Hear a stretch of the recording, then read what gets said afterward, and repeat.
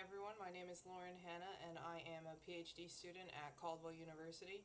I am here today presenting you this webinar talking about different data collection methods, specifically interviews, which obviously is a qualitative data collection method. More specifically, I'm going to talk about how to prepare for a good interview, following protocol, and analyzing transcription.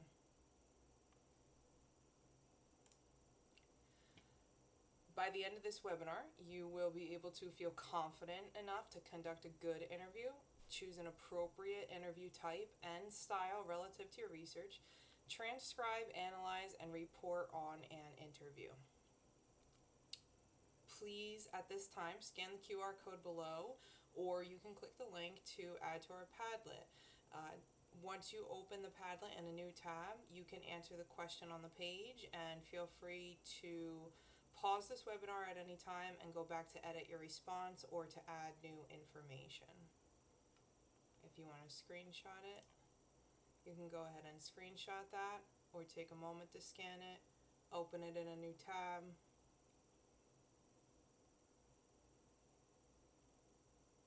Okay. And moving on, why use interviews as a data collection method? Interviews are the best way to collect qualitative data if you have the time and capability. They offer extra information that questionnaires do not.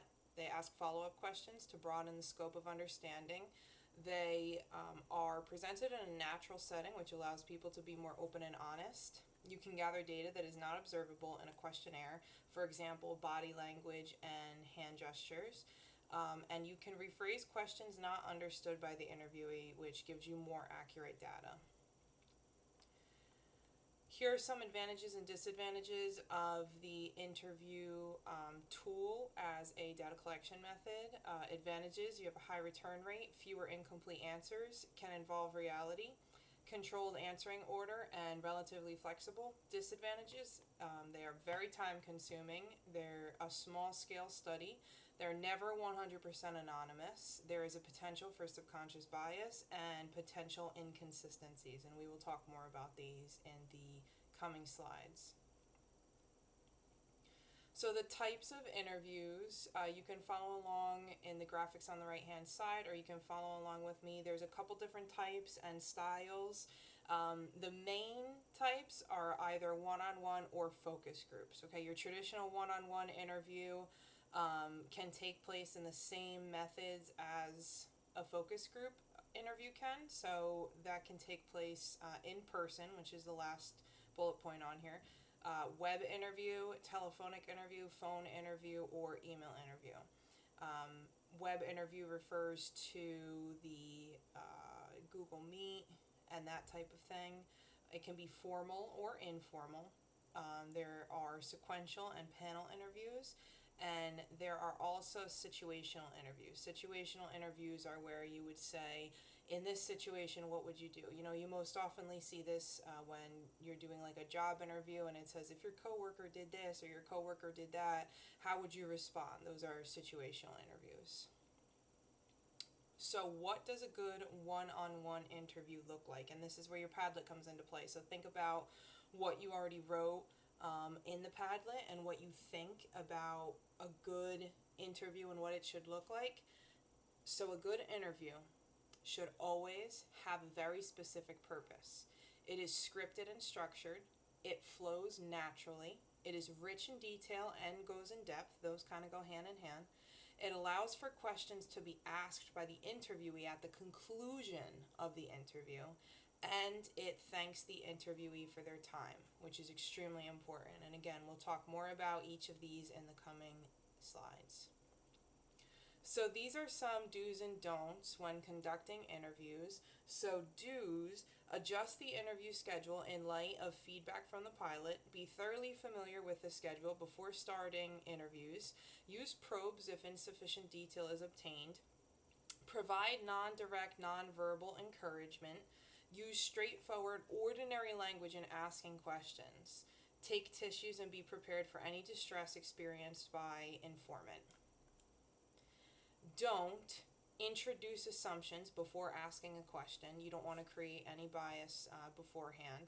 Use nonverbal cues to imply the respondent is giving the right answers. Don't kind of nod your head or do one of these hand gestures where you're kind of saying, oh, yes, yes, yes, I hear you. Just let them speak. Use complicated phrasing or jargon words. That goes back to use straightforward, ordinary language, because remember, you as the researcher might be really familiar with your topic, but it's not necessarily true that your interviewee will be. Do not use leading questions, do not use general catch-all questions, and do not change roles, aka adopt the counselor mode, which again, we'll talk more about that in a moment. How to prepare for a good interview. Have a good recording tool that will collect all the data obtained in the interview. Note-taking is often disruptive and obtrusive and is not feasible in longer interviews. It is good to take some notes, maybe to mark specific timestamps for important things, or for other reasons you might want to jot something down that wouldn't necessarily be in the recording. But besides that, you want to use a good recording tool. Have a clear purpose, know your audience, have direct, clear, and concise questions, and make sure you take all ethical considerations into account. Talking a little bit more about ethical considerations and responsibility, participants must be required to provide their informed consent. You need to take into account their time, because their time is just as valuable as yours. The level of sensitivity of questions asked. Depending on the study, you might ask some more questions that require a different level of intimacy, a different level of openness, and that may lead to, I just said we'll talk about this again, here it is, that may lead to a quasi-therapeutic relationship, okay? So you have to be careful to avoid that and make sure that you maintain that role of a researcher and not of a therapist. Ensure the interviewee that the data collected will be confidential and anonymous. Ensure that participation is voluntary and the participant may withdraw at any time. And distribute a copy of the study's nature and participants' rights. And if we take a look here, this is very important when talking about research integrity. I'm just going to turn off my camera for a moment so that you can screenshot that if you want, and I'll talk about each one. So let's just go through from the top. We'll go clockwise. So starting with honesty. In all aspects of research, including planning, methods, data collection, credit reporting, and interpretation. Transparency, promoting trust and confidence, including by reporting full methods, publishing all results, sharing data, code, and materials, and declaring conflicts of interest. Accountability of everyone involved in research, including researchers, institutions, funding bodies, and publishers. Respect for everyone and everything involved in research, including colleagues, other researchers, participants, animals, and the environment. And rigor, in line with disciplinary norms, including appropriate methods, following protocols, interpreting data, drawing conclusions, and disseminating results. Okay, so we talked a little bit about the one-on-one interview and some protocols for that. Let's focus on focus groups for a minute. So, are all interviews one-on-one? Obviously, you can already answer that question. No, they are not all one-on-one. There is a type of interview called the focus group. It is open-ended and unstructured, offers freedom and flexibility. The researcher should have a checklist of main points and ideas, because in this format, when it's a little bit more open and flexible, you want to be able to redirect and make sure that your focus group stays on task. People are selected to represent a specific sample population. The focus in the word focus in focus group refers to the topic, not the people. Okay, so you're focusing on a specific topic. There might be a bunch of different people from different backgrounds, different demographics in your focus group. The focus is your topic. Remember that when it comes to focus groups. Pay attention to chairing, group size, and layout of the room. These are some things that you might not consider initially, but they're all very, very important. And remember that focus groups in an interview are also very time consuming, okay? Because if you already have to worry about time with a one-on-one interview, making sure that your interviewee is available and you're being respectful of their time, equally as so, you will have to do that times 3 if you have 3 people times 5 if you have 5 people, okay? And navigating everybody's schedule, especially if you intend to do it in person rather than online, would be very, very difficult. And in person would be optimal because, again, you see a lot more in person than you would necessarily online. Transcription. So after the interview is done, you've done your interview, you have your recording, what do? Well, you basically have to write down everything that was said. So you go back and you listen. If you need to go to those specific timestamps that you wrote down, you might do that. The rule of thumb to remember is that 1 hour of interview time is approximately 6 to 7 hours transcription time, and it's usually about 50 pages, okay? So that should give you a good idea when you're designing your interview and designing these questions. You want to gather a lot of data, however, you want to be concise and clear and just let the interviewee do the talking.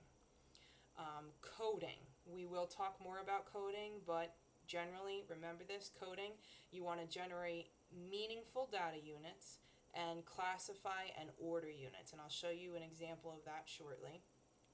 Analysis affects quality, validity, and reliability.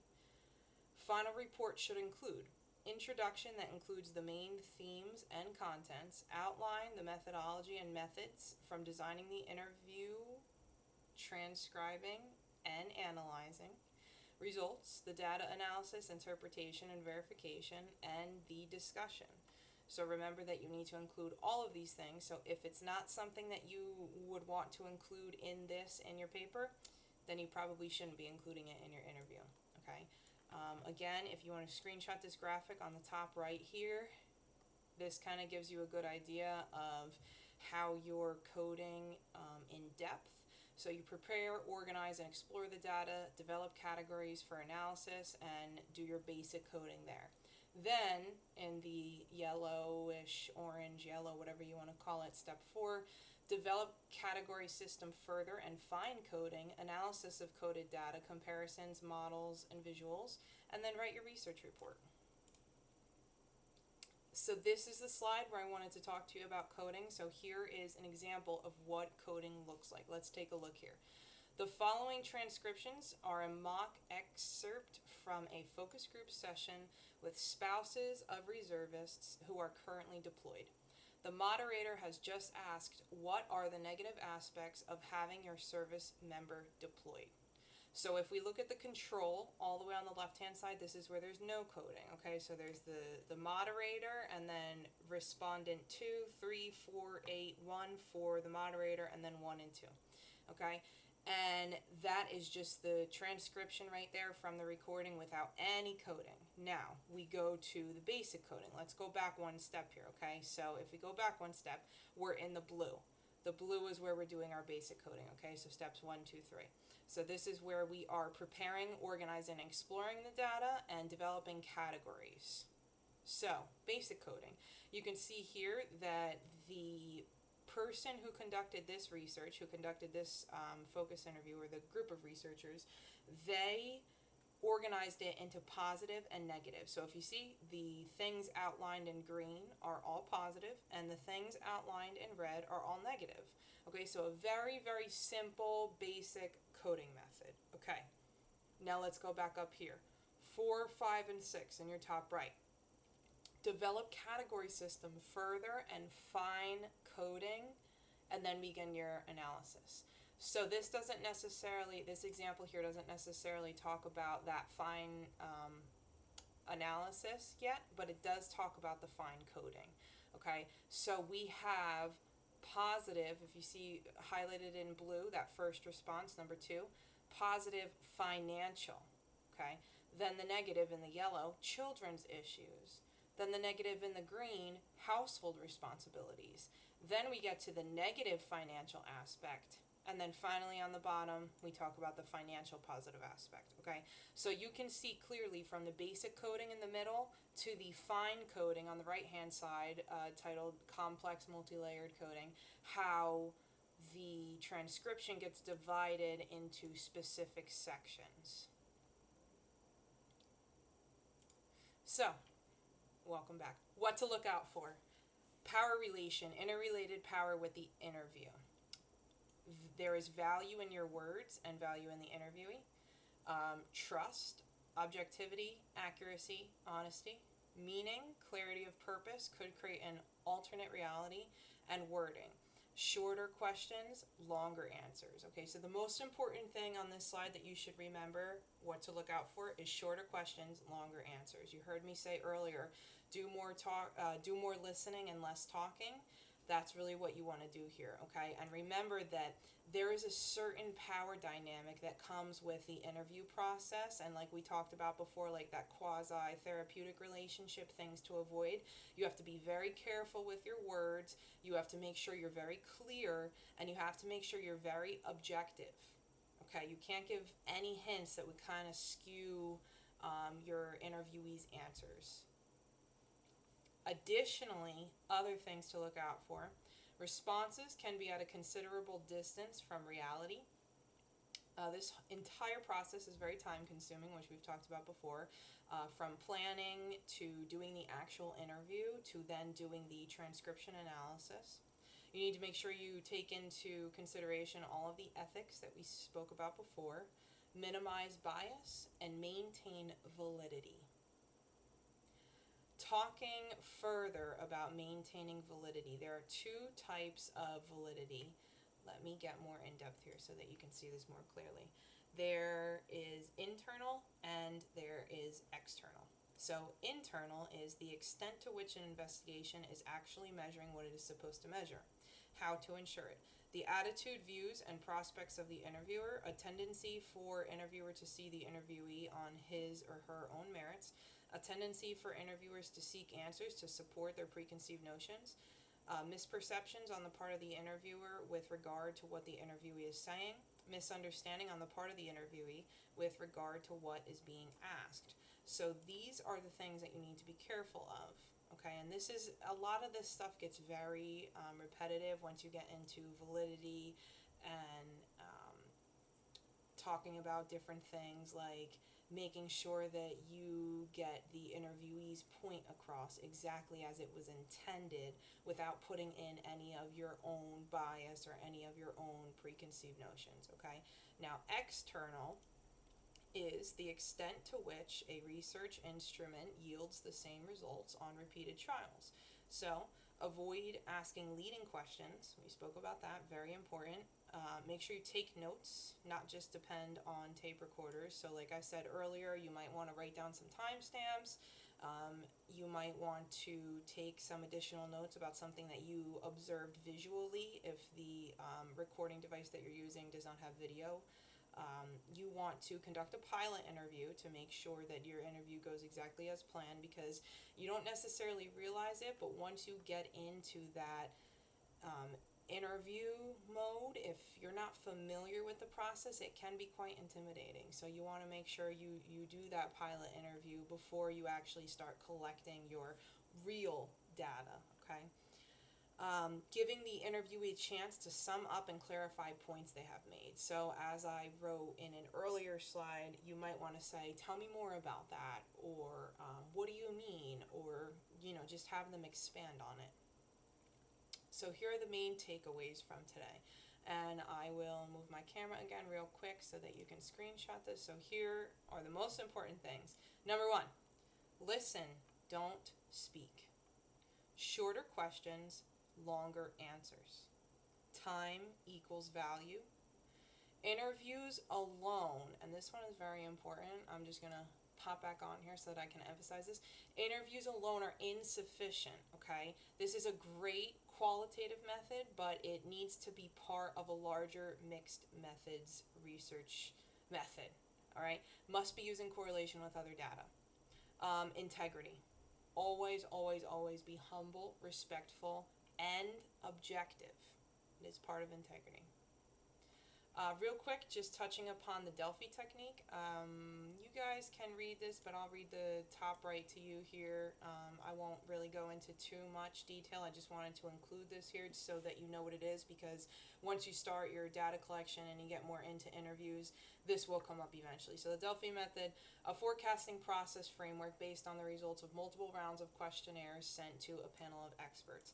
So essentially, You do your first round of interviews or your first round of focus group interviews, whatever you're doing, and you analyze the results and you say, okay, maybe I need to change this, maybe I need to change that. Then you go to a second, a third round, etc. And my references, my 3 scholarly articles that I used. And finally, I would really truly appreciate it if you could take this survey for me. Please feel free to scan the QR code below or use a link provided to fill out a completely voluntary survey. Your input is completely anonymous and confidential and would be greatly appreciated. Thank you in advance for your time, and I will turn off my camera so that you can clearly see that. Please feel free to scan that QR code and fill out the survey for me. It's only a couple quick questions. Thank you so much. I really appreciate your time, and if you have any questions, please feel free to contact me at any time. Thank you.